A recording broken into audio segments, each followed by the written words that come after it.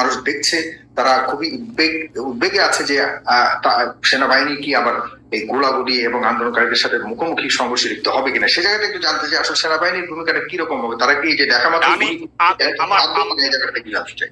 আমার এক্সপিরিয়েন্স থেকে বলছি, 2008-এর নির্বাচনের আগে আমরা ধরতাম যারাই অবৈধ কাজ করতো তাদেরকে ধরে নিয়ে আসতাম, অ্যারেস্ট করতাম, সামথিং লাইক দ্যাট। বাট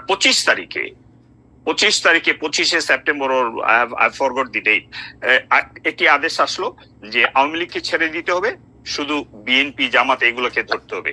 আমরা 15 জন মেজর সেখানে দাঁড়িয়ে গিয়েছিলাম। আমরা প্রশ্ন করেছিলাম ব্রিগেড কমান্ডারকে যে আপনি এই আদেশটি লিখিতভাবে আমাদেরকে দিবেন কিনা। তিনি লিখিতভাবে দেয়নি। তিনি বলেছেন সেনাপ্রধান বলেছে, তাই আমিও বলেছি। উনি লিখিতভাবে দেয়নি। অর্থাৎ অফিসাররা একটি বৈধ আদেশ পালন করতে হয়। এই আইনি বিষয়টাতে পুলিশ আইন হোক, সেনাবাহিনীর আইন হোক, বা এটি এয়ারফোর্সের আইন হোক, এটি যে কোনো আইন হোক, সেখানে বৈধতার প্রশ্ন আছে। বাংলাদেশ আর্মি অ্যাক্ট 52 অথবা 55-এ স্পষ্ট বলা আছে, ম্যানুয়াল অফ বাংলাদেশ আর্মি লতে বলা আছে যে সেটি বৈধ হতে হবে। সুতরাং বৈধ আদেশ এই ব্যাপারে একজন কর্নেল, একজন ব্রিগেডিয়ার, কিংবা একজন মেজর, কিংবা একজন ক্যাপ্টেন, কিংবা একজন সৈনিক, তাদের সম্যক ধারণা আছে। তারা জানে যে ম্যাজিস্ট্রেট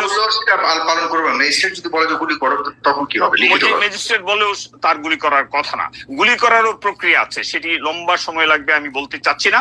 সেনাবাহিনী গুলি করবে না, আরেকটি বিষয় আমি বলতে চাচ্ছি,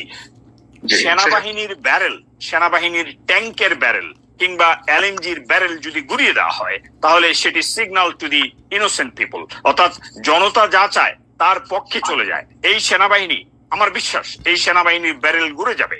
এরা ট্যাঙ্কের ব্যারেল কখনো তারা ফায়ার করবে না বাংলাদেশের এই ইনোসেন্ট জনগণ, এই ছাত্র জনতার উপরে তারা ফায়ার করবে না। তারা যদি ফায়ার করে তাহলে জাতি ব্যর্থ রাষ্ট্রে পরিণত হবে।